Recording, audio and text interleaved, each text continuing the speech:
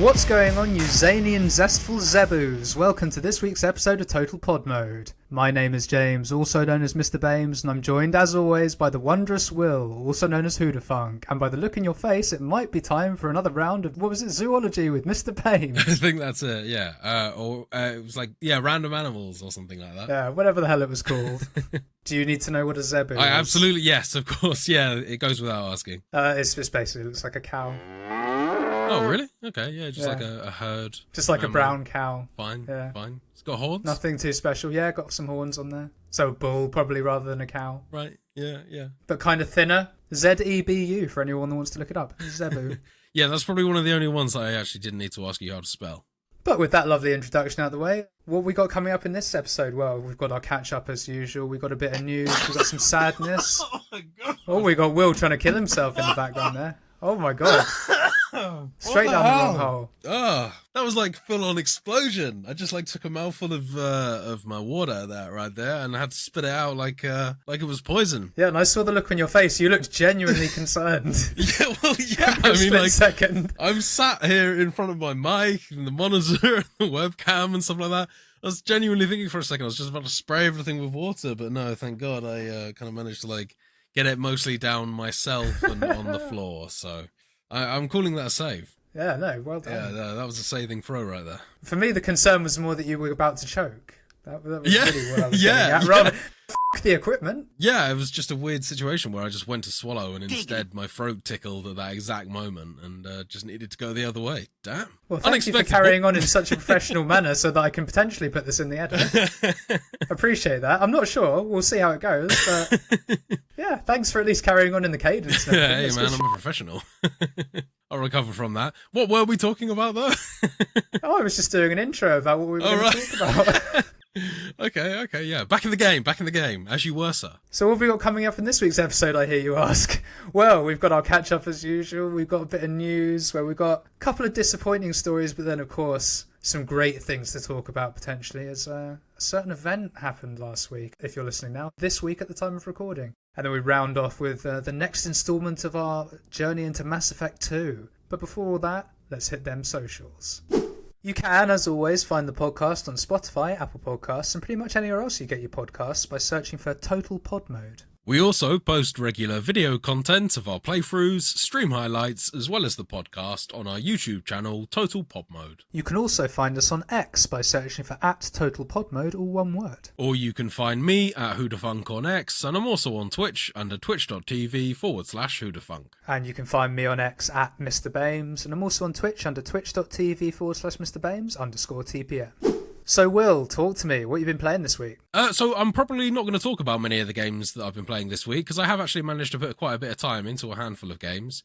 But big news this week is that Armored Core, as of recording, released yesterday at 11 PM for PC users, 12 AM on the 25th for console users. And I stayed up quite late last night, and I've also played quite a bit of it this evening as well, getting to grips with some of the mechanics of the game, experimenting with the different mech choices and exploring some more of the missions. And I've got to say that so far my initial impressions are really positive. That's what we like to hear.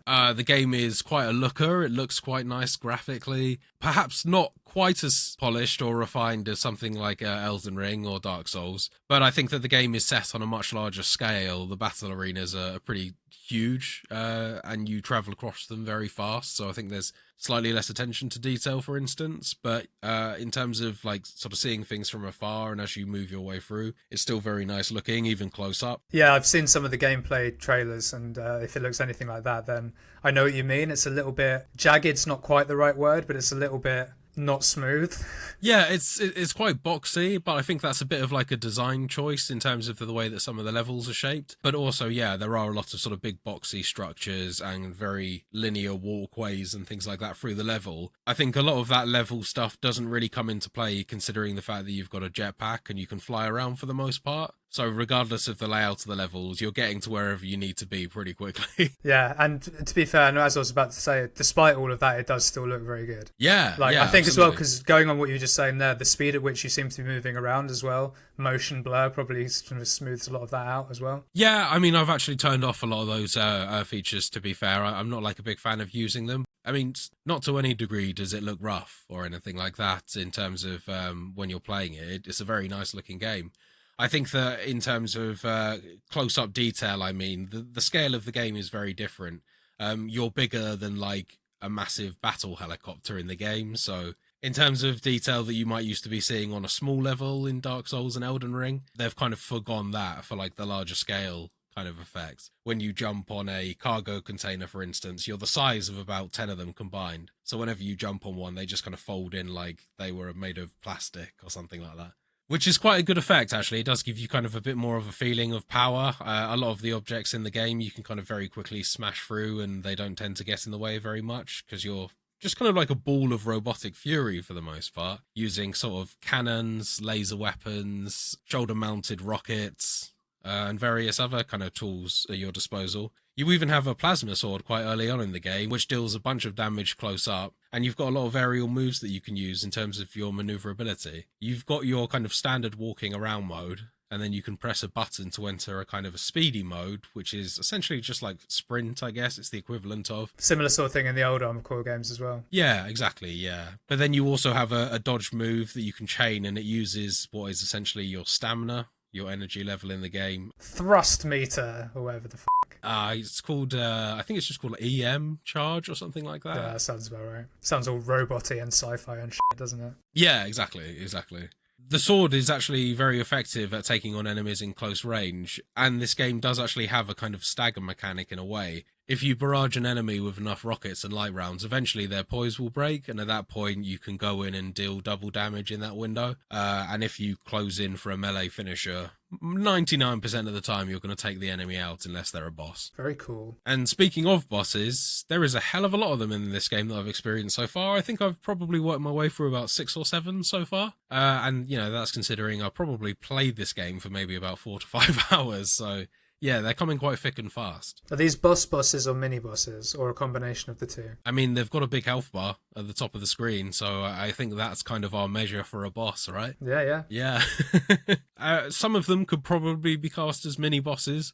Some of them could probably be classed as gimmick bosses. Like I recently defeated a giant 4-legged mech walking through a desert. It resembled like the AT-ATs from Star Wars. Okay. Where you've got to shoot one of their legs to slow it down and then eventually board it and destroy some of its cannons, all the while fighting through its defenses. It's got lots of sort of turrets based around it and a massive blue laser cannon as well that can shoot you across the desert beforehand. So you're using a lot of dodging mechanics and things that you'll be familiar using in Dark Souls. And when you're fighting another Armored Core, those fights tend to be a bit more prolonged. They can withstand a lot more hits. And then the sort of posture break comes into play a lot more because you need to do that maybe 2 or 3 times before you can do enough damage with your sword to actually finally get the kill. Kind of like the equivalent of Invaders, right? In terms of style of fight. I would say so, yeah, absolutely. It definitely feels like you're fighting on an equal it's more of a PvP PvP style fight. Yeah, absolutely, yeah. So you mentioned sort of at the top of your discussion on Armored Core that you'd had quite a lot of time with customization and things like that. Talk to me a little bit about some of the options, because when I played the old Armored Core game, I forget which one it was, 2 or 3 maybe on PS2, you had things like slightly different legs and like shoulder pieces that could make you lighter or heavier. You could have like tank wheels sometimes. You could have different heads and shit. Is it the same sort of thing, or is it a bit more in depth? Or I think it's similar in terms of what the things you're describing there, but every single piece of your mech can be altered. So you've got your head, your core, which is essentially a torso, arms and legs. And the variation there is pretty wild in terms of the weapons that you can use. You can have a right-handed weapon, a left-handed weapon, 2 shoulder-mounted weapons as well. And those weapons can vary quite significantly. You can have sort of like a shield on your left shoulder, whereas you can have heat-seeking, multi-targeting rockets on your right shoulder, whilst you've got a plasma sword in your left hand and some sort of rapid-fire Gatling gun style thing in your right hand. So you've got a huge array of weapons that you can swap out and use at any one time. But back to the customization, the legs as well, I haven't actually unlocked very many so far, but there is a lot of scope there in terms of the way that you can change up the gameplay. I have seen players and enemies that have tank style tracks. I've also seen ones that have 4 legs. I'm sure all of these things will become unlockable. I've seen a lot of it in some of the random bits of preview that I accidentally saw a while back. So I think that in terms of the scope and building your own mech, there is a lot to do there. It's kind of Monster Hunter level in terms of mix and matching around all of your different parts. And it seems like all of these things will quite drastically affect the gameplay as well. You've got short and long range weapons, some that act sort of like rapid fire SMGs, but built for obviously armored cores. You've got other weapons that are kind of like focused laser cannons. A lot of them have dual firing modes, so if you hold the button instead of press the button, then they will either lock onto multiple targets, do a sustained burst fire a massive laser pulse, various different kind of upgraded versions of the shots that they originally fire. Nice. It does sound very similar to the Armored Core game I played, but obviously everything dialed up to 11,000 because it's like 4 generations later or whatever the hell. Yeah, I think that it's preserved a lot of the original gameplay. Playing it does feel very familiar, and it does still feel like an older game, because in a way, when you think about it, the combat is bound to be slightly more clunky in one sense, and you can't move around as fast as you would hope to in something like Dark Souls or Elden Ring, because you're playing as a giant mech as opposed to just like a human or anything like that. But all of that stuff is intentionally built into the game, and it makes the combat much more focused on timing and spacing, a very heavy emphasis on not panic dodging away and things like that, because you will get caught out by the various heat-seeking missiles and things that can attack you. So the combat ends up feeling a lot more slower, but somehow a lot more methodical as well in the way that you do it. You're focusing a lot more on your stamina bar, I felt like, than I ever have in Dark Souls. I guess if it's working on a sort of a charge system, then that makes a bit of sense, though. And again, I guess coming off the fighting, and my final question from the Nostalgia Bank at least, is there still an arena mode in it? And I don't mean sort of online arena mode. I mean like just, well, it could be, I guess, online. But back in the one I played, there was like a ranking system, and you fought your way. You just fought one-on-one different mechs in an arena mode. Does it still have that you found? So I haven't experienced the arena mode just yet, but at the moment I think I'm still very much into the early parts of the game. I haven't even discovered any sort of multiplayer mode yet, although I think that it is present in the game as well. So still too early to tell exactly what all of the modes are in the game. But to reassure you, perhaps, there is very much an arena ranking level as well as another ranking level as well. So there is definitely something like that coming. I don't know what form it'll take in compared to the old games, but yeah, it sounds like it'll be in there in some capacity at least. Excellent. And just to round off the customization chat as well, in the game you can individually colour each segment of your armoured core, so helmet, all your different body parts can be done individually along with individual patterns. And there are also plenty of stickers in the game where you have a facility to kind of make your own custom stickers as well. So you really are going to be able to decorate these mechs until your heart's content. And given the massive library of weapons and different variations and components that you can put on your character, I don't think you're going to get bored anytime soon of just sitting there and kind of making like Lego Builder style weapons of death. Yeah, get the old Total Pod Mode logo in there. Oh my god, yeah. Put on your back. I hope that if I do try and get the Total Pod Mode logo in there, I just pray that it wasn't quite as onerous as when I tried to do that in GTA 5. I think I spent about 3 to 4 hours trying to get that done. Looked dope though. Yeah, it did. The end result was kind of worth it. If only we played a little bit more of it. So, suffice to say that this game has a lot of promise from initial reception. I'm really, really enjoying it. I'm looking forward to getting a lot more deeper into this arena mode that you've mentioned now, as well as the mech customization. At the moment, I'm kind of just a humanoid mech using a shield, some homing rockets, a sword, and a rapid-fire cannon-type weapon that you can charge and it will release a burst shot. But I'm looking forward to getting into some of the more advanced weapons and playing some more zany mechs, more importantly. I want to kind of rock round as a fairly immobile tank, just to see how you can get through these levels, because I'm sure that you will still have some sort of rocket booster. But it'll just be interesting to see how you can maneuver around those levels, given that you'll be able to not move around so much. Maybe you can mitigate it with the fact that you'll just have unceasing firepower, which is what I'm hoping for. Exactly, and a perfect 360-degree turning circle. You just go, whoop. Yeah. Well, we'll see if they've kept that in. Something tells me that sort of stuff they would have kind of balanced out now, I think. We'll see. But that's me for Armored Core, man. What about you? What have you been playing this week? Nice and easy for me this week, because I've only played one game. And I did manage to start and finish it in this week, which I was quite impressed with. Nice. Another completion? One off the list? No, it's just it's just another one. It's another one you quickly put on the list to take off the list. I didn't even put it on the list. Right, It didn't even just make it wasn't on the there. list. No, but I thought I'd just finish off the Spiders Odyssey. I played the Technomancer this week. Oh, right, okay. So you've kind of finally made your way through all the games you intended to play, it sounds like, based on last week. You're not going to go into, I forget the name of it now. Of Orcs and Man. Yeah. I've got it now. It's £1.09 in a sale, right. so I do own Okay. it. So I might do, but I've done all the ones, as you say, that I've intended to do and that I'd meant to do. So how did you find Technomancer? I had a blast, man. It was really, really good. It's really interesting now that I've played all of them, because from Mars Warlogs all the way up to Greedfall, you can see the evolution through the games. Of course, yeah. So Mars Warlogs is the earliest, I believe, and it's kind of... The bare bones are there. It's a bit crude, but it's really good fun and really satisfying once you get it down. Goes to Bound by Flame. Everything's just more refined. They've got a better parry system and all that good stuff, and it's big improvement, but still tough, still spiders. Move into Technomancer, and they've just improved that system even more. Possibly to the point where I'd say from a melee perspective, it's the best one across all of them, including Greedfall. Oh, right, okay. You have 4 weapon stances that you can use, kind of similar to the other games where I think you've had up to 3 in some of them. And can you use these sort of interchangeably during combat? You can use them, yeah, you just change stance basically, almost like in Neo, and you get the new option.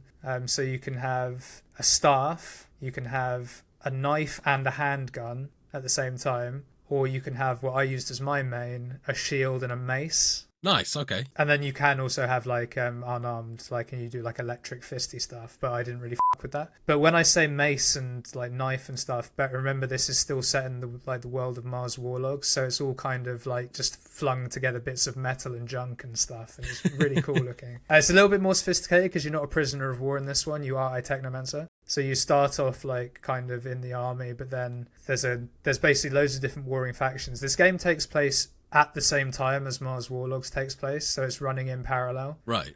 So, for example, the first boss you fight in Mars Warlogs is the Technomancer Sean at the end of the prison level. He's actually your master in this one, so he's teaching you at the start, and then he leaves, and it turns out he's left to go take on and do what he was doing in Mars Warlogs. Oh, right, okay. Yeah, that's kind of nice to play for fans of the series then. Yeah, they're tying the games together a little bit. Yeah, and the other one is that there's a mutant that you help in the prison in the first one, and you actually meet him later in this one. He becomes the leader of the Free Mutant City, if you choose him to be, because you get a choice in who the leader is, which is a mission that's also in Greedfall. Like, everything's linked in certain ways, and it was really good, man. I mean, I can see why it has had the reception that it seemingly has had, which is that some people like really love it and some people just flat out hate it because it is tough to get into. But I think that all Spiders games are kind of like that. They have their own way of doing combat, and you need to enjoy it to get good at it. It's tough otherwise. Yeah, it sounds a bit Marmite in terms of their approach to gaming, but it doesn't sound like they've been tempted to change up the formula either, so they've obviously got confidence behind what they're doing. I mean, it's been developed, of course, but yeah. Exactly. The core formula is essentially the same, yes, but they have just made it better every time. Greedfall probably plateaus, but I'm really only saying that because Greedfall doesn't have a shield, and the shield in Technomancer is just so good. But magic in Greedfall that's the way I've played it, and it's amazing. So not really too asked if the melee is better in Technomancer, but yeah, man, story was excellent. The only criticism I probably have of it is that it's an RPG, right? There's a lot of side quests and therefore a lot of backtracking to areas you've already been. And this is present in Greedfall. Like this is not a new thing. But in Technomancer, because of the way the game plays out, in that you're part of the main army, but then someone like basically plans a coup against you and basically gets you kicked out of town, and whenever you go back into that town everyone's hostile. And the way that some of the side quests are set out, I had to go back to this fucking town so many times and do the same route, but your fast travel route to the town is nowhere near anything that ever needed to go down, so you have to walk through loads of enemies every single time, and it became a bit of a chore. Yeah, that sounds a little bit like content padding. But in terms of the length of the game itself, it's taken you this week to do. Were you kind of burning the midnight oil on this? 24 hours all in all? Yeah, no, I wouldn't say I was burning the midnight oil on it. Last night I did, because I could smell the finish line, and I was like, oh, damn, I want to get it done before the podcast. So yeah, but I wouldn't say, no, it was every evening. Basically the only thing I've played this week. Yeah, no, it sounds like it. Good though, man. You've finally completed your saga. For now, anyway, until you decide to pick up Orcs of Men, I suppose. I've got less hope for that one, given your description of it last week. Yeah, man, I mean, I have no intention of playing that anytime soon, but as I say, I picked it up in the sale. I have it now. So who knows? Maybe. I think that in terms of the development, I think that one plops in somewhere in between Mars Warlogs and the Technomancer. I'm not sure if it's older than Bound by Flame or not. But yeah, no, I've got my next sort of couple of months are pretty meticulously planned out in terms of gaming. There's some, obviously, I mean, Starfield's next week. So that's obviously going to take up a lot of my time. Then we've got Lies of P, and then another game that we're going to talk a little bit about in the news, actually, so I won't say it now. So basically, I'm just cleaning house a little bit. But because I was doing that, that is all I've played this week. So that is all I've got for the catch-up. And therefore, I think it's time that we move on to the news.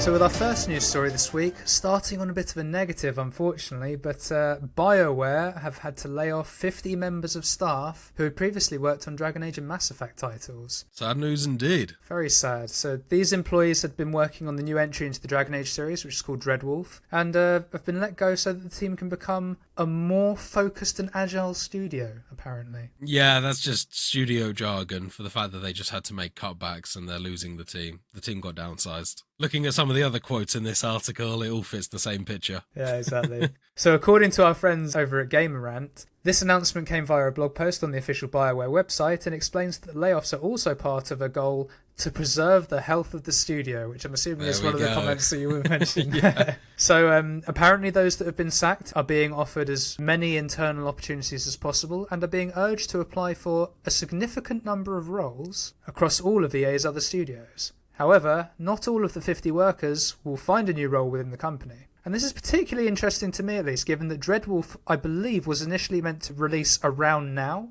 but was delayed until summer 2024 at the earliest. So you would have thought, if anything, they'd be bringing more people on to help, right? Yeah, I mean, well, it wouldn't be out of the question that they may lay off these 50 workers who I assume were sort of under some sort of semi-permanent, permanent contract, and then were laid off. I imagine that they wouldn't be on contracting people and getting in work for cheap. I mean, I know that Microsoft is quite fond of buying contracted workers in and then getting rid of them before, I think it's a period of 2 years, right before they earn actual workers' rights.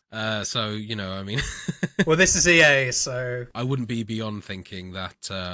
that may well happen here in terms of finally pushing Dreadwolf out the door. But this is sad news nonetheless. 50 workers that now have to look for other jobs. I highly doubt that any of these significant number of roles across EA's other studios will be as well paying or as beneficial in terms of employment terms for these people that have been laid off. This is a very blanket statement, and this is all kind of just said to preserve the ego of the company, I feel. Emotional damage! Honestly, I think you hit the nail on the head when you said it was a cost-cutting measure. I mean, let's be real, I love BioWare, but they kind of haven't really had many hits recently.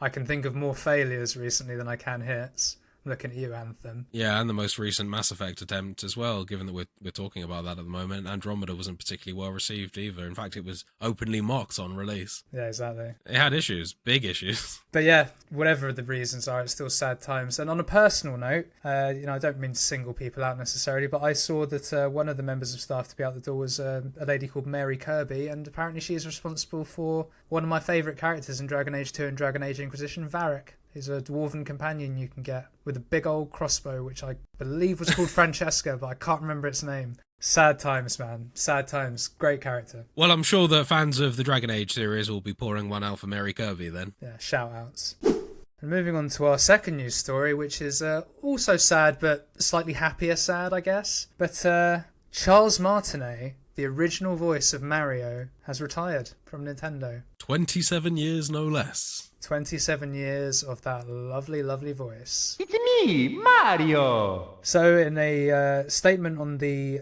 Nintendo of America X account, they state that Charles Martinet has been the original voice of Mario in Nintendo games for a long time, as far back as Super Mario 64, and he's now moving into the brand new role of Mario Ambassador.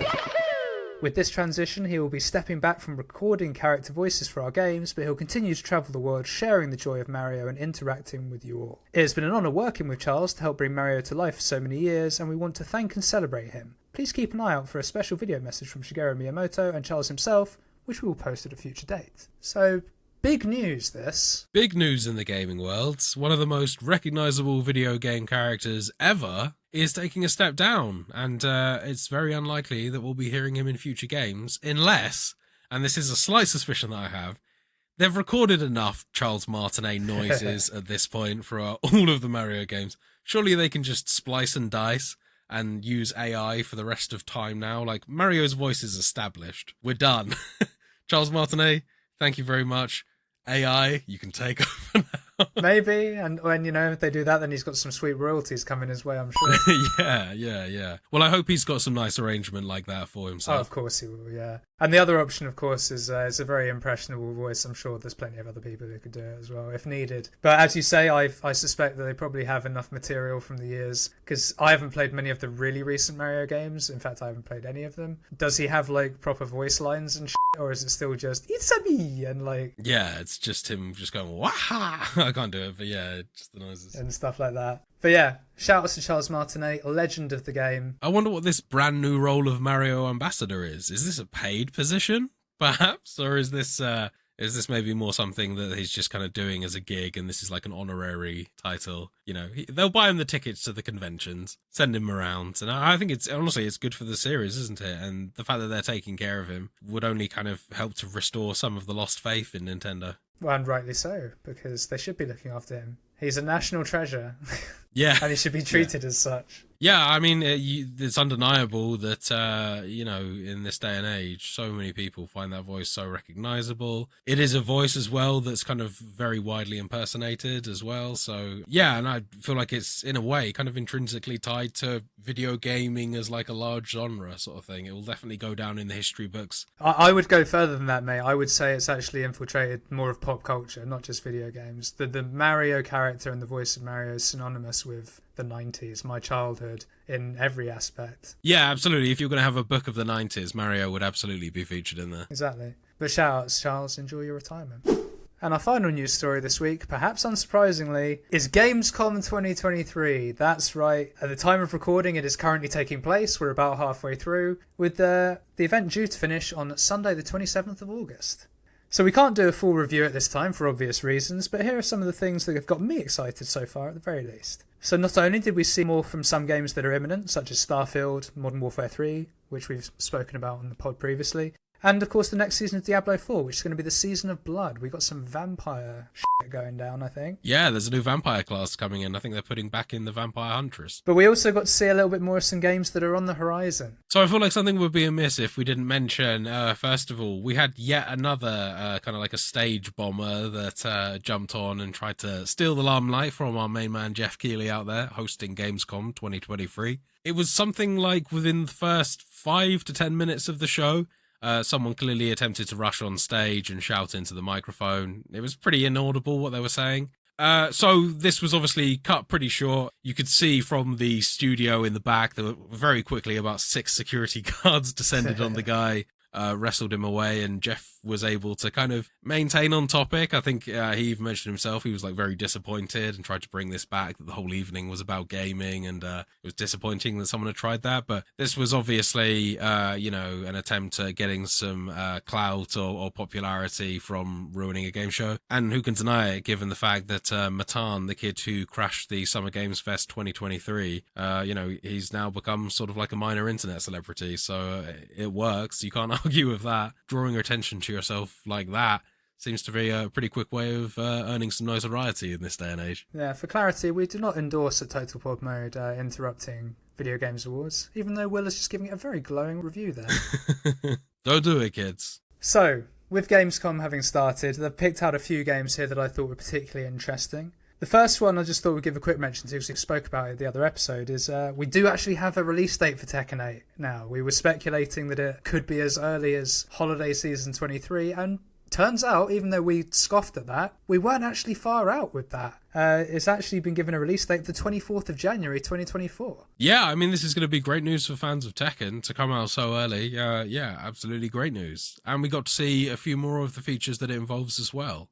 like the kind of making some sort of mini avatar system where they've clearly following the likes of Street Fighter in the fighting game series, where you will actually create your own sort of me character from the Wii series that you can then walk around and use that character to interact with the various arena and online modes as well. Okay. And this is essentially like a dress 'em up doll that you can send around to interact. And it won't be a fighter necessarily that you'll be using in the actual fights, but it's more like an online avatar representation of yourself or whatever you want to make it to be, so that you interact with people on that type of maybe slightly more personal setting than just clicking through menus, if that makes sense. I kind of know what you mean, and fair play. That sounds quite cool. Yeah, it's going to be like a little avatar hub that you walk around and interact with other players before agreeing to fight them in Tekken. And you can customize what your character looks like. There you go. If you pre-order the game, you can dress your character up like Paul from Tekken. Yeah. How good's that? And if you spend £10 on this skin pack... Yeah, absolutely. This is just a whole brand new way of monetizing. Instead of doing sort of additional characters now, it'll be monetizing and customizing your avatar. And honestly, if that's the way that it stays, in terms of that's where the microtransactions are resting in terms of character customization and not behind unlocking characters that they're going to release down the line, I'm all for it. I couldn't give a shit what my avatar looked like. I'm more interested in making sure that I have the full roster of characters to play with. Oh, there's still going to be paid DLC characters. It'd just be an additional monetization, I'm afraid. I like your faith, but nah, not going to happen. Well, I mean, I've kind of learned my lesson after getting burned with other fighting games. They're kind of more fool you if you pick these things up straight away and then buy each subsequent DLC pack. I mean, fair play if you're doing it for content or, pretty much solely playing that game. I mean, honestly, fair play to you, however you want to spend your money, but I don't see that as good value. Myself, I felt quite ripped off having to pay quite significant amounts of money to unlock new characters. I agree. So the next game I've got down here is more really, I thought, because it would be of interest to you, Will.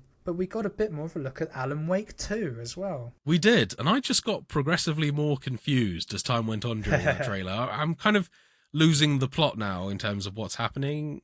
I'm starting to understand that Alan Wake has something up with his mind where he can kind of fabricate reality out of his delusions or something. You're asking the wrong person, really. I just know isn't he meant to be an author? He is. Yeah, he is an author. Yeah. So it kind of, that seems like a concept that's been explored before, an author that's able to kind of generate his ideas into reality. I'm sure there's a Ewan McGregor movie out there that follows some sort of plot line like that. Perfectly possible, man. The only other thing I know about the game is he shines a torch at people. I say people, zombies. Yeah, that seems to be one of the main mechanics of the first game, that they would have like a darkness surrounding them and you would need to blast them with light from your torch before you could actually shoot them and damage them. That was a core mechanic of the first game, and it seems like that's making a return here. I didn't get as much of a sense from this one of the combat and the gameplay in it. It seemed to be a bit more of storyline exposition and things like that. Which I was actually hoping to see a little bit more of, because I think when we saw the trailer in Summer Games Fest, we did see something that resembled more actual gameplay. It's definitely one that I've got my eye on, and you know me, I'm a sucker for a horror game, but we'll just have to see there. Yeah, it's not one that I'm massively interested in, but obviously it's big enough that people are going to be excited, right? I know that people have been clamoring for this one for a while, so bring it on, I say. I'm more interested in this one than I was in the original, I gotta say. And I think some of that is since playing Control as well, and seeing what one of their more sort of polished recent titles can do. That's got me interested to check this one out. Fair play. But the next one that we're going to talk about is actually one that I'm super interested in. And that is a game called Black Myth Wukong. And this game looks pretty fucking cool to me. It's been quite some time since I saw some footage of this game. This game kind of disappeared into the dark a little bit. And honestly, I'm pretty sure at one point in time, I've forgotten about it and replaced it in my mind with Wulong, given the similar title names. I'm pretty sure that at a certain point in time, when you mentioned Wulong, at that point, I just kind of assumed that this Black Myth Wukong was that game. Yeah, I kind of know what you mean, because it feels like that this first sort of came to my attention at least like years ago. I'm sure it wasn't, but it feels like ages ago, and then I haven't seen anything since. I think it's maybe been nearly a year at least for me, absolutely, yeah. And I'm pretty sure actually even on the pod, I mentioned something about when you said that Wolong was out and you'd played it, that I wasn't aware there was a character creator. I'm pretty sure I was talking about in reference to this game, where I'm almost certain that there isn't a character creator. You're playing as one character. Yeah, Potentially. I didn't get that from this trailer. It looked like it could Did you be not? a bit... No, it looked like you would be able to make your character. Because bear in mind, a lot of the Wolong trailers were a set character too. Yeah, So- but I think in this one, you're meant to be playing as the monkey god that wields the staff. I think that is the sole character of this game. So unless you can play as other gods, I'd be surprised. I was going to say, could you not morph into it from your human form into the monkey god? Maybe it's a weapon art type thing, like a form. I don't know. This is the thing. I don't know too much about it. I just think it looks really cool. It's kind of similar combat-wise to sort of kind of between Souls and Wolong, I'd say. It's got a jumping mechanic to dodge sort of huge area of effect attacks. It kind of resembled to me Ludwig from Bloodborne in his phase 2 when he's slicing the Moonlight Greatsword at you and you got beams coming at you. Yeah. It's that sort of deal. So there's jumping, but then there's also close dodges and like really cool looking melee stuff. Didn't see a stamina bar that I remember, so maybe it's going to be more hack and slashy than straight Souls-like combat. I think that they removed the UI, honestly, in a lot of those bits. Exactly. Yeah. But it just looks really cool, man. Right up my street. So it was nice to see it back, and I'm looking forward to seeing more of it because I don't think it's got a release date still. Yeah, this is definitely one to keep your eyes on. One that I'm personally looking forward to as well, a lot. Yes. And speaking of that, the next one I've got on this list is Lords of the Fallen, which we also got a little sort of an additional look at. This one does have a release date, which is the 13th of October of this year, and I'm really hyped for this one too. Kind of came out of nowhere, as I spoke about on the pod a few weeks back. I sort of shat on the first Lord of the Fallen for years and then played it again recently and really enjoyed it. This remake just looks really good. I say remake. Reimagining looks really good. It looks like it's taken a lot more from Dark Souls. The classes are really intriguing. The weapons look really intriguing. I'm here for it. I'm so here for it, and I can't wait for that game. Is that one that interests you at all, or? So I didn't pick up the Lords of the Fallen, the original title initially. I waited for that game to come on sale, and I got to say that this one does look cool. But again, I'm in no rush to pick this one up. I don't really have any brand loyalty here. I don't have like super fond memories of the original game, although I didn't find it bad by any means. So I think that this is one that I'll probably sleep on initial release, but will pick up when it comes on sale at some point. There's only one more game I wanted to talk about, really, Will, and it's an homage to you. I know how much you enjoyed this one when you were playing it a bit last year. We finally got a PS5 release date for Scorn. Oh, good news. Yeah, it's nice that PlayStation 5 players will actually be able to get hold of that one. I'd be interested to know the appetite for sales on that, though, considering sort of the initial peak of interest there. I think a lot of people were very keen to look at this game and appreciate the art style and stuff like that. But I'd be interested to know about the amount of people that finished this game, given the sort of the difficult puzzle elements. To be honest, man, I think it's more to do with the fact that this one was an Xbox exclusive for so long. So I kind of agree with you. I don't know if there's too much of an appetite to play the game now. But there might be people that are PlayStation owners that have been waiting all this time to play it. Even if they do just want to try it out because it looks kind of cool, they might be wanting to get it. So maybe they're here for it, maybe not. But I thought it would be cool to bring up because I know that you have a soft spot for this game. PlayStation 5 users rejoice. They're certainly used to waiting a long time for things. Kept you waiting, huh? So another title that I wanted to bring up as part of this section was actually one that I briefly mentioned at the Summer Games Fest, and we got to see another quick little glimpse at it, and this was actually as part of the pre-show.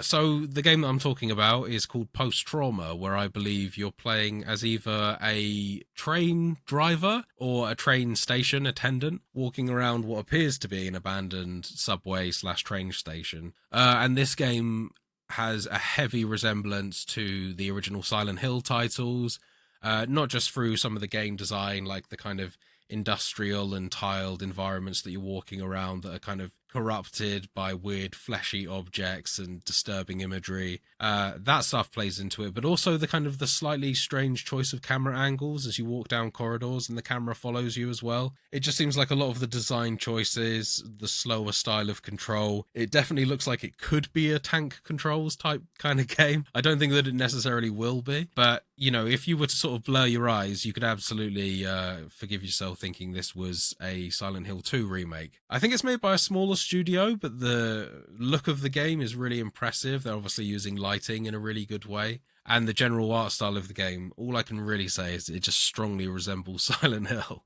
And for me, that's a good thing. Seal of approval. I mean, some of the rooms that you walk into in that game, that's not to say that it looks like entirely derivative by any means, but It just looks like a PS2 game, yeah. I understand what you're saying. No, I meant like derivative in the sense that they were kind of like just stealing ideas straight from Silent Hill.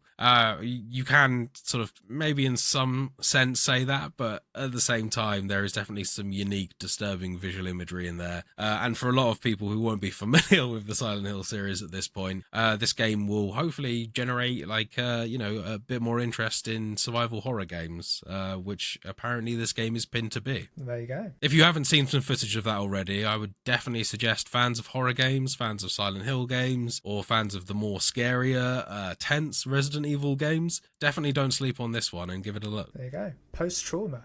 So with all those lovely games to look forward to, that concludes our coverage of Gamescom, the first half-ish of Gamescom at least, for this week. And that brings us to the end of the news. So why don't we move over to Completionist Corner?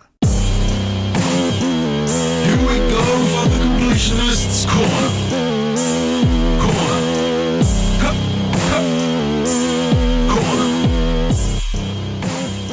So we pick up the story having just recruited 4 new members to Shepard's dream team and saving most of the human colony of Horizon from being taken by the Collectors.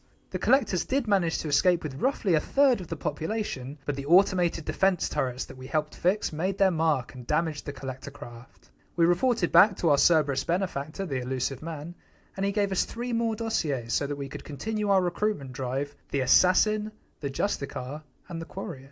2 of these, the Assassin and the Justicar, are reported to be on the planet Ilium, so that is where we will begin our journey this week. Ilium is a predominantly Asari planet that fancies itself as a business hub, with different laws than most other planets which allow them to partake in many business practices, some less savoury than others. I'm looking at you, contractual servitude.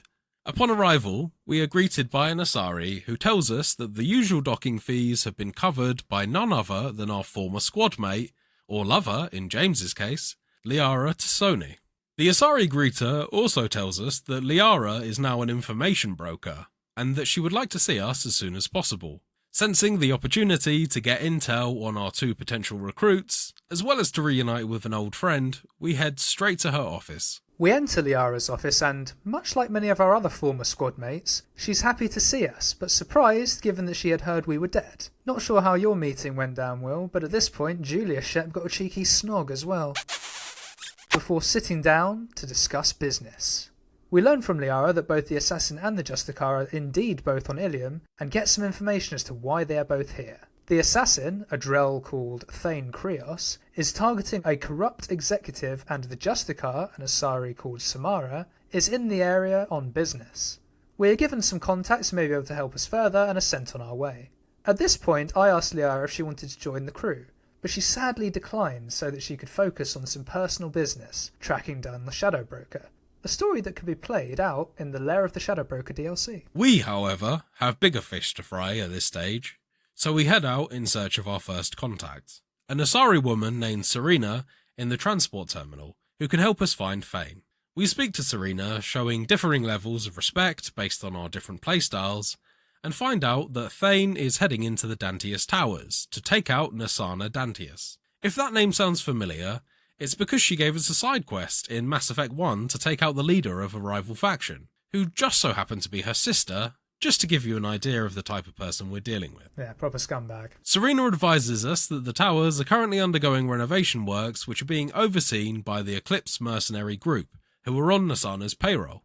With the warnings out of the way, she offers to take us to the towers. We have an opportunity to change our squad before heading off in Serena's car. And at this point, to be honest, I was quite settled on Grunt and Garrus. That was pretty much my 2 going forward. I'm kind of mixing and matching a little bit, but it tends to always be Jack and then either Zaid or Miranda, depending on my mood. Fitting to the styles of play that we're both doing, I think. Yeah. Although, to be fair, Grunt and Garrus can go either way. Yeah, I would say Garrus is a bit of a renegade. And Grunt is too, to be fair. For sure. Yeah, he's a Krogan. So Serena drops us off at the base of the tower, and the first thing we see is some defenceless Solarian custodians being brutally gunned down by Eclipse mercs. The Solarians do not last long, and the mechs then turn their attention to our crew. However, a couple of mechs aren't going to stop the mighty Commander Shepard, and are dispatched in short order, allowing us to enter the towers. After a short while, we meet an injured Solarian who is very much on death's door. During our conversation with this Solarian, we have the option to perform a Paragon interrupt. I, naturally, took this opportunity, saved the Solarian's life, and was able to get a little bit more information out of him regarding the enemies in the tower. How did you deal with this one, Will? Yeah, so this was another option where I just ignored the Paragon prompt that jumped on screen. I let this guy bleed out, unsurprisingly. And, as he asked me to reassure him that I was going to go look for his friends, I told him as he was uttering his last few words that I didn't have time to help his friends either, and I had a mission to do already. Fair play, that's what old Gillian would do. Ruthless she is. Random aside, this is actually the moment when in my Renegade playthrough that made me want to play the Paragon playthrough. This guy was so sympathetic when he was dying. I was like, God damn, I really want to save you, but I'm not going to because my character wouldn't.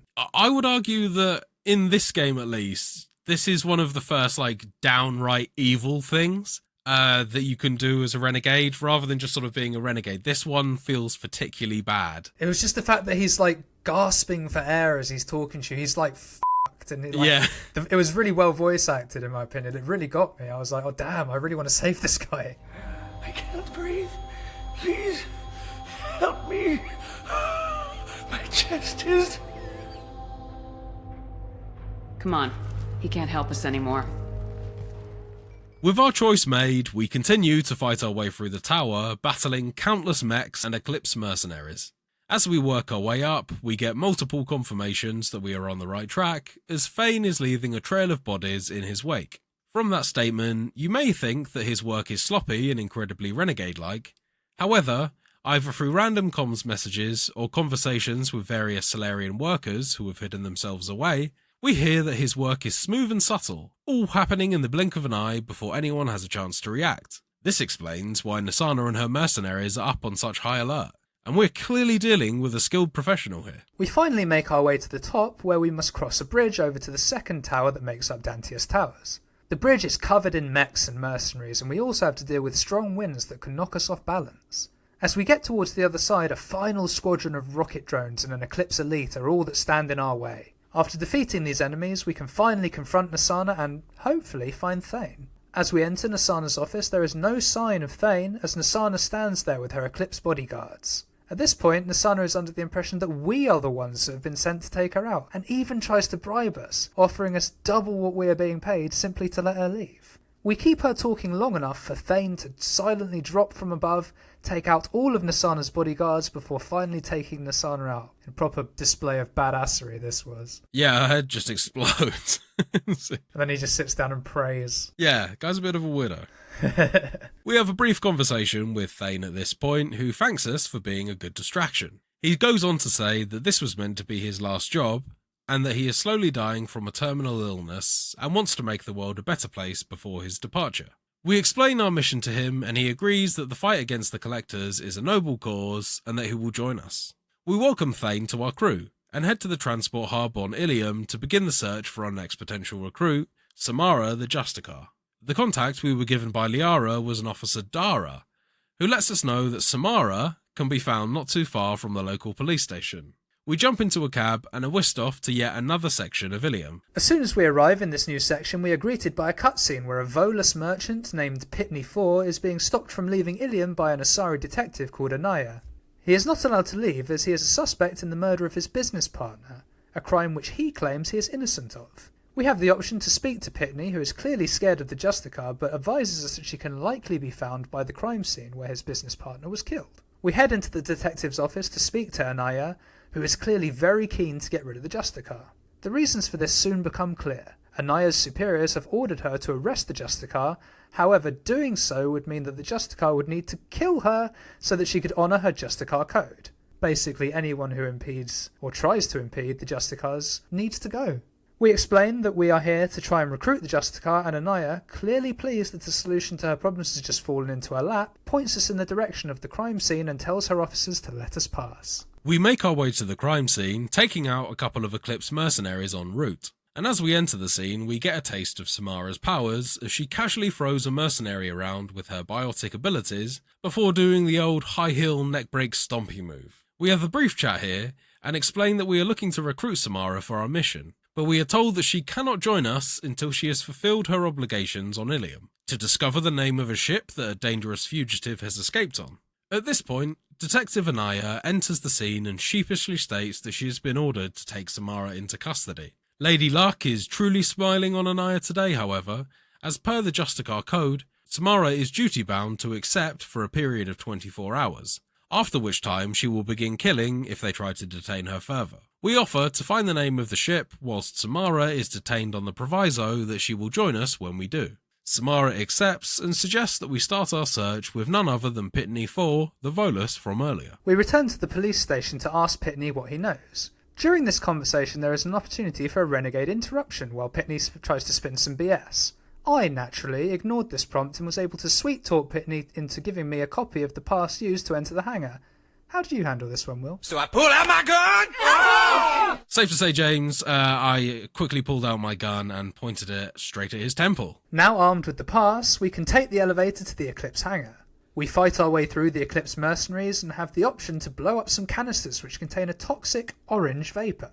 We know from our conversation with Pitney 4 that this is a drug called Minogen X3, which greatly increases biotic abilities, but is toxic, which he had sold to the mercenaries. Probably explains why he's so keen to leave Ilium. As we head further into the facility, we run into an Asari mercenary who is hiding. She tells us that she is a recent inductee of the Eclipse mercenaries called Elnora. There is an option whilst talking to her for a renegade interruption, which I obviously took, leading to me gunning her down where she stood. Whereas, if you were a paragon like James, you have the option to let her go after she promises to change her ways.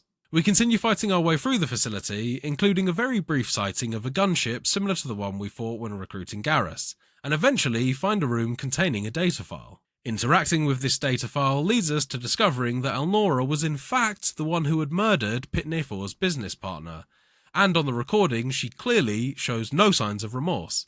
Whilst useful information to give to Detective Anaya, this one must go down as a victory for the Renegades. The Paragon option on this occasion led to a murderer walking free. One of the rare times in this game that I actually get to feel pretty good about a Renegade decision I made in the game. And yeah, I'm actually kind of thankful that I gunned someone down rather than let them go. Yeah, and even though there's a little bit later on where the detective's like, oh yeah, thanks to the name, we'll definitely get her. It's like, I'll see in Mass Effect 3 whether you actually get her. I'm coming back to find out. We continue a little further into the facility and eventually run into that pesky gunship again, this time being forced to take it out. This fight is slightly different to the Garrus gunship fight as the area we're in is more open and has less cover, but otherwise is pretty similar to be honest. We take it out and continue on, eventually finding another Volus who is clearly high, exclaiming that he is a biotic god. I am a biotic god. I think things, and they happen.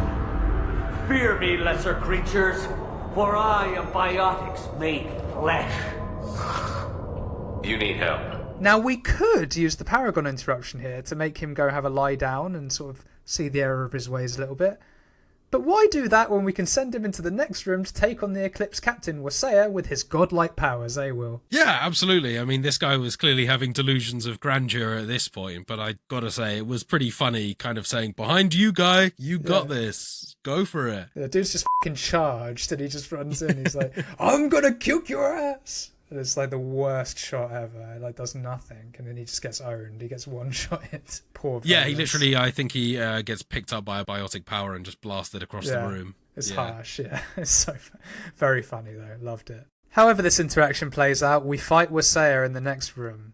This is a fairly standard fight, however it is worth noting that this room is full of those Minogen X3 canisters that I mentioned earlier, which can buff Wasea's biotic abilities massively if we aren't careful. Also, I mean, we can buff our own biotic abilities using it as well. I was careful to stay fully toxic as long as I could throughout these areas, because I was finding the biotic buff to be really quite significant. Yeah, again, that's not something I would ever have played with, so yeah, very good insight there, but makes sense. Is the toxicity quite hard to avoid, or is it sort of okay? Not particularly. You hang around in the crowd and a meter fills up in the bottom hand right. It goes down and dissipates fairly quickly, so it's pretty easy to keep on top of, really. A lot of the time, I found myself kind of playing the game slightly weird, where I just shoot a canister and immediately run and stand in the mist and just start shooting spells at that point. Oh, just breathe it in. Just breathe it in. Yeah, just huffing this orange gas.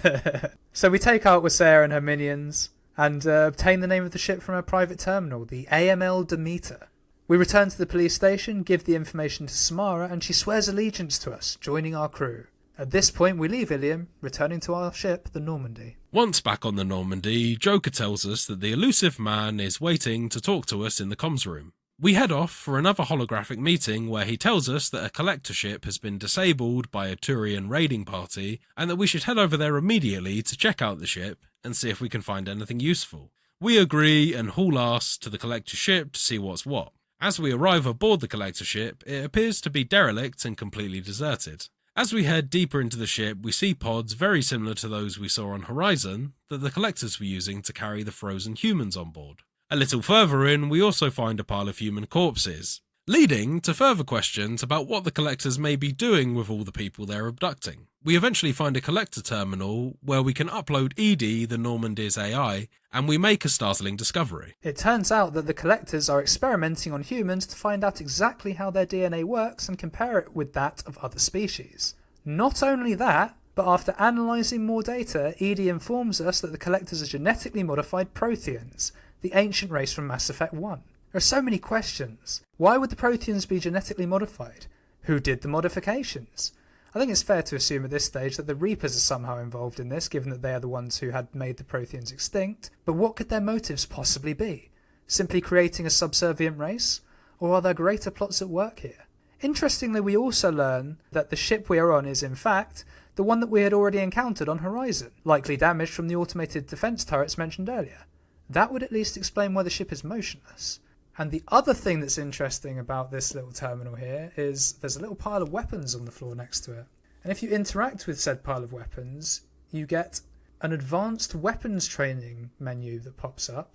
And depending on what class you are, this can be a number of different options. So I believe it is always an assault rifle, a shotgun, and a sniper rifle. And if you are a class that cannot use any of those weapons, you can unlock one of those weapons to use for the game. And if you're a class that has access to those weapons, you get a special weapon as one of the options. So Will, what did you pick here and why?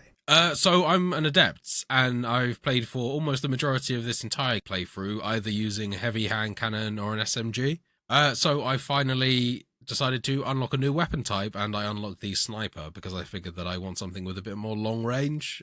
Sometimes even the powers don't quite lock onto enemies from quite such a distance. So that kind of fills in that gap of like extreme long range that I didn't have before. What about you? Well, I already could use the sniper, so I unlocked the sniper weapon, the Black Widow, I think it's called, or the Widow something. And it's just really fucking powerful. Basically one-shots everything except for bosses with a headshot. Right, okay. Really good. It's a super powerful sniper. Super powerful. Only has one round per magazine, but that's fine because It's a one-shot. popping out, shooting, and then popping back in, so it's fine. And it's just really fucking powerful and makes absolute mincemeat of a lot of the enemies and bosses in this game. Amazing gun. Best sniper in the game. Best weapon in the game, in my opinion. How many shots to take down a Scion? Should be 2 at the later levels when you've maxed up all the damage on the snipers and stuff, but 3 for the majority of the game. Yeah, that's significant. Huge. Assuming crits, obviously. With our new weapons in tow, we continue to explore the ship.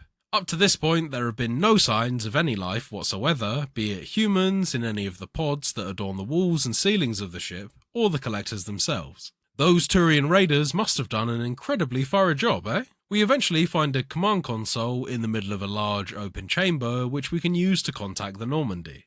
However, as ED begins to mine data from the collector ship, something doesn't seem right. It turns out, and who could have seen this coming, that this was a trap set by the collectors and their leader Harbinger, who was now trying to overload the Normandy and upload himself to take control. Thankfully this fails, however Harbinger is not finished there and begins to bring the collector ship back online. If you remember the opening cutscene of the game where the original Normandy gets vaporized by this very ship, this is not something that we want to happen. As if by magic, a whole host of collectors begin to swarm the area. Cue the largest battle we've had up to this point. Yes. Epic battle this. Many moving hexagonal looking platforms. Limited cover. Yeah, I would say this is quite a tough fight. I died just small full of handfuls on this fight, to be honest. Yeah, it's a very tough one, this. You need to be in cover a lot because you only have cover from a side, but they come above you and behind you and stuff as well, so you have to really be on your toes. I found a great place to test my new sniper out, but I did run into ammo trouble here. They do drop thermal clips, but you have to move to get them, and that's the issue with this one. Because it starts off as just collectors, but then obviously Harbinger takes over some of the collectors sometimes, and it just gives them a barrier and makes them a lot tougher. You also start to see Scions and Husks and even Abominations in this section. So just all sorts of things going on. I was finding the biotic abilities really came into their own here because a lot of these platforms don't have walls to them. So you can knock enemies off in one hit, which is, that was kind of my main tactic for this part in particular, but kind of also the rest of the game at large as well. Yeah. No, yeah, I mean, I imagine that Shockwave was hella powerful in this bit because it kind of goes up on the platforms as well. It doesn't just stop. Yeah, it just travels along the ground, doesn't it? Exactly. Yeah. So really good. And the other thing that makes this fight quite brutal is it's long. Like there's a good, I want to say 8 to 10 platforms that come in. Yes, and I think that it's one of those ones where you've kind of got to be killing the enemies for the thing to progress. If you don't kill, I think it's the Scions that seem to be the key to unlock the next bit. But if you're not doing that, then yeah, you can be stuck in this bit for quite some time. But after an epic battle, Edie is finally able to plot us a path to safety using the platforms. She also explains to us that from data collected from the Collector database, she now knows how we can pass through the Omega-4 relay, a relay which leads to a realm which no one has ever returned from and is almost certainly the lair of the Collectors. And she also finds evidence to suggest that the elusive man knew that this was a trap. Pissed though we may be at this betrayal of trust, we have no time to dwell on it, as we must escape the ship before it is fully online. We fight our way through waves and waves of enemies, mainly Collectors and Husks, but we also have to fight another Praetorian like we had to fight on Horizon. Big zappy bug thing. Horrible. So eventually we make it back to our shuttle and can head back to the Normandy, barely escaping before the Collector ship comes back online. Upon arrival back on the Normandy, we have a meeting with the elusive man. Regardless of whether we pick the Paragon or Renegade options in this conversation, we tear him a new one for putting us in danger, despite knowing that it was going to be a trap. The elusive man attempts to justify his actions here, and no matter what we think of him and his methods, we have to concede that his plan did work, and we now have valuable information about how to safely pass through the Omega-4 relay. What we need is a component called a Reaper IFF, that essentially will emit a special signal which will make the Omega-4 relay think that we are an ally of the Reapers and Collectors, allowing us safe passage. It also just so happens that the elusive man is aware of a dead Reaper orbiting a system in N7 space. Before we get to that, however, we have one more team member to recruit, an old friend no less. Yes, in case it wasn't already obvious, the Quarian we are going to recruit is our good friend Tali, who we have already seen back on Freedom's Progress at the start of the game. According to her dossier, she is on the planet of Hailstrom looking into the planet's equivalent of the Sun, which seems to be dying much quicker than a sun should do. It also happens to be a Geth stronghold. Upon landing, we can actually see the effect of the sun's aging, as a local creature is fried when it steps into direct sunlight. Throughout our time on this planet, if we step into any direct sunlight, our shields will deplete, leaving us vulnerable when outside of cover. A mechanic that was quite fun, but actually really didn't put me in that much danger throughout this, because there's plenty of shade. As we work our way through the facility, heading deeper in to find Tali and her team, we have to fight through numerous Geth. Some who are at the facility already, and some who are parachuted in by dropship. Very reminiscent of Mass Effect 1, this. We eventually find a radio next to the corpse of a Quarian, with someone on the other end trying to make contact. We pick up the radio and begin talking with a Quarian called Cal Riga, who it turns out is responsible for making sure that Tali's mission is successful, and that she remains safe throughout. He is keen to work with us and offer aid, but is unable to do so as a Geth gunship has collapsed a pillar in front of some doors, stopping us from reaching him. Bullshit at this point. This fucking block is like 6 foot tall. You're telling me that Shepard can't just fucking climb over that? We agreed to clear the debris so that we can link up and help each other. So we go ahead and collect demolition charges from nearby buildings, fighting our way through numerous Geth troops as we go, and are able to blast the collapsed pillar into oblivion, allowing us to enter the building and meet up with Cal Riga and his team. And I'm also going to bullshit this bit as well, because we collect these big old demolition charges and then the explosion's pathetic. I know. It's like a little pop. I can only assume that, like, in the future, they've figured out how to make explosions, like, more intense, but, like, less radius of explosion. Yeah, you're being very nice. Yeah. Upon entering the building, all we see are the corpses of numerous Quarians and a single legless Geth crawling towards us. We quickly dispatch this foe, I just punched him in the face to be honest with you, and head to a nearby communications console where we are able to speak to Tali. She tells us that she is currently stuck in another building deeper in the quarry that is being guarded by numerous Geth. She has managed to keep the doors closed so far, but it is only a matter of time before the Geth break through. We agree to help and Tali opens a sealed door nearby. We fight through some more Geth before eventually meeting up with Cal Riga, now alone as his squad was wiped out and sporting some injuries. These injuries may seem like no more than a flesh wound, but to the Quarians, who have incredibly weak immune systems, the smallest infection can be catastrophic, sometimes even fatal.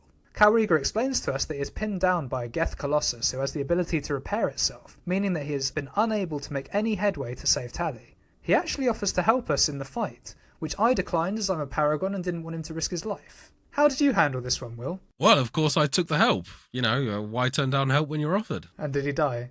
He did get very badly injured, yes. Oh dear. And with that, the fight begins. And this is quite a unique enemy in the game. The only time we see a Geth Colossus in this game, it was obviously a relatively large staple in Mass Effect 1. And it's changed a lot. It seems much bigger to me in this one. Maybe because I was in a Mako most of the time when I was killing it in Mass Effect 1, to be fair. But the other thing is, it did have the regen ability in Mass Effect 1, but it was never as powerful as this one was. You literally take it to half health bar, it just ducks into cover and just heals pretty much straight up. Right. So you kind of have three options to do this fight. You can go straight through the middle, which is just dumb in my opinion. You can go round to the left, which is like more open, but you're out of range of the Colossus, or you can go down the right, which is a bit more sneaky, but there's a lot more troops and stuff. I believe that was the way it was. I personally went down the right because it was the easiest for my sniper playstyle, and then you just flank the Colossus, and once you actually get to the flank position on that side, you're going to win. There's just no way it can beat you. Straightforward. How did you do it? Did you have a different way, or did you go down the right as well? No, I took it head on. You went head on? Damn. Yeah, I mean, the biotic abilities in this game are just so powerful at this point. I also have like a barrier ability that gives me an extra overshield as well. So yeah, and I kind of figured the Renegade option would be to take this thing head on. I don't think Renegade's going to like sneak around or take the tactical thing. They're just going to go in guns blasting. Either way works. I'm really trying to kind of integrate this mentality into not just the cutscenes and dialogue options, but also the general playstyle, and I'm finding that it's working pretty well. Well, I mean, to be honest, as a biotic, it kind of makes sense. So with the Colossus destroyed and the way to Tally now clear, we enter the building where she has been holed up. She thanks us for helping her and agrees to join us once more to help with our new mission, even as she is a bit unsure about working with Cerberus. We return to the Normandy, now with a full crew, and begin preparations for our next mission, obtaining the Reaper IFF. And that, dear listeners, is where we're going to end our tale for this week. Join us next week for the finale. And with that, we come to the end of the show. If you've enjoyed what you've listened to, you can, as always, find the podcast on Spotify, Apple Podcasts, and pretty much anywhere else you get your podcasts by searching for Total Pod Mode.